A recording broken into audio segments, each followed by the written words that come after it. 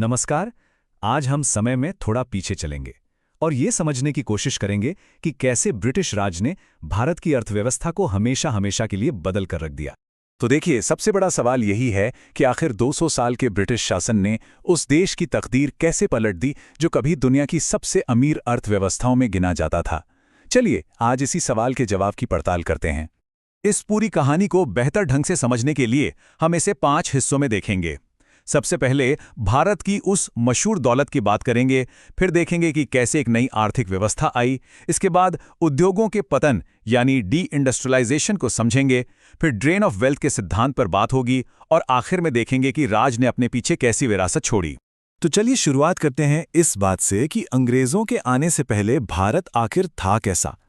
सच तो यह है कि उस दौर में भारत दुनिया की एक बहुत बड़ी आर्थिक महाशक्ति था। सदियों से भारत अपने बने बनाए माल, अपने फिनिश्ड गुड्स के लिए दुनिया भर में मशहूर था।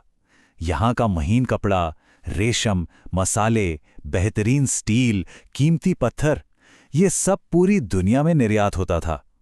ये सिर्फ सामान नहीं था, बल्कि ये भारत के कारीगरों के हुनर का सबूत था, जिसने इसे ग्लोबल ट्रेड का एक बहुत बड़ा सेंटर बना दिया था। लेकिन फिर अंग्रेजों के आने के साथ ही सब कुछ धीरे धीरे बदलने लगा।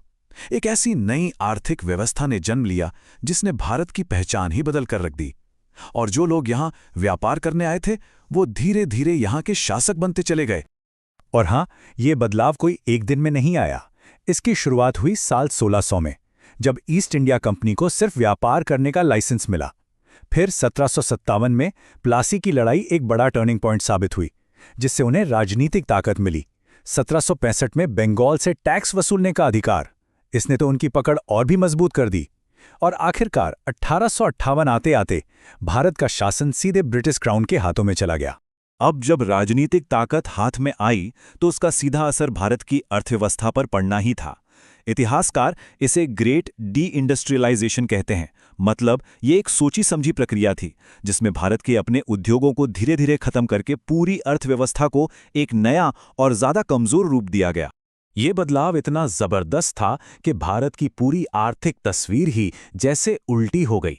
जो देश पहले दुनिया को अपने हाथ का बना बेहतरीन सामान बेचता था, अब वो सिर्फ कच्चा माल जैसे कच्चा कपास ब्रिटेन भेज रहा था और बदले में ब्रिटेन की फैक्ट्रियों में बना सामान खरीद रहा था। नतीजा, गांव की आत्मनिर्भर अर्थव्यवस्था टूट गई और सदियों से चले आ रहे पारंपरिक उद्योग बर्बाद हो गए। और इन आर्थिक नीतियों का असर जो आम लोगों पर पड़ा वो बहुत ही भयानक था। उस वक्त के गवर्नर जनरल विलियम बेंटिक ने खुद अपनी रिपोर्ट में लिखा था, कपास बुनकरों की हड्डियां भारत के मैदानों को सफेद कर रही हैं। सोचिए, सिर्फ एक लाइन में उस दौर का कितना दर्द छिपा है, जिससे लाखों भारतीय कारीगर और उनके परिवार गुजरे होंगे। तो सवाल ये उठता है कि आखिर ये सब हुआ कैसे। इसका जवाब उस दौर के भारतीय राष्ट्रवादियों और अर्थशास्त्रियों ने एक सिद्धांत में दिया, जिसे ड्रेन ऑफ वेल्थ यानी धन की निकासी का सिद्धांत कहा जाता है। इसका मतलब बहुत सीधा और साफ था। ब्रिटेन एक सिस्टम के तहत लगातार भारत से पैसा और संसाधन अपने देश ले जा रहा था, लेकिन उसके बदले में भारत को कोई आर्थिक फायदा नहीं मिल रहा था। ये एक तरफा बहाव था जिसकी कोई वापसी नहीं थी। अब ये पूरा सिस्टम काम कैसे करता था, ये समझना बहुत जरूरी है। देखिए, सबसे पहले भारतीयों से भारी टैक्स वसूला जाता था। फिर कंपनी उसी टैक्स के पैसे से भारत का सामान खरीदती थी और उसे ब्रिटेन भेज देती थी। मतलब भारत को अपने ही सामान के बदले कोई पैसा नहीं मिलता था। और तो और लंदन में बैठे ब्रिटिश अधिकारियों की सैलरी, उनके ऑफिस का खर्चा, ये सब भी भारत के ही पैसे से दिया जाता था। इसे ही होम चार्जेस कहते थे। तो ये निकासी, ये ड्रेन आखिर था कितना बड़ा? खैर, कुछ आधुनिक अनुमानों के मुताबिक 1765 से 1938 के बीच भारत से करीब करीब 4.17 ट्रिलियन पाउंड की दौलत बाहर ले जाई गई। जरा एक पल के लिए इस रकम के बारे में सोचकर देखिए। ये इतनी बड़ी है कि आज इसका अंदाजा लगाना भी मुश्किल है। तो इन 200 सालों की नीतियों का आखिर में नतीजा क्या निकला? जब अंग्रेज भारत छोड़कर गए तो देश को किस हाल में छोड़कर गए? चलिए अब इस पर एक नजर डालते हैं।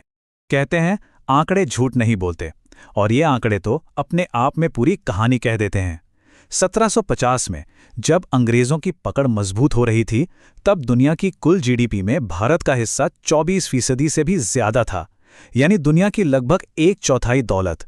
और 1947 में जब भारत आज़ाद हुआ तो ये हिस्सा घटकर सिर्फ 4.2% रह गया था। ये गिरावट उस आर्थिक पतन का सबसे बड़ा और सीधा सबूत है। और ये पूरा विश्लेषण हमें आखिर में एक बहुत बड़े सवाल पर लाकर छोड़ देता है कि किसी भी देश का आर्थिक अतीत, उसका इतिहास, उसके आने वाले भविष्य को किस हद तक और कैसे आकार देता है। ये एक ऐसा सवाल है जिस पर आज भी सोचना उतना ही जरूरी है।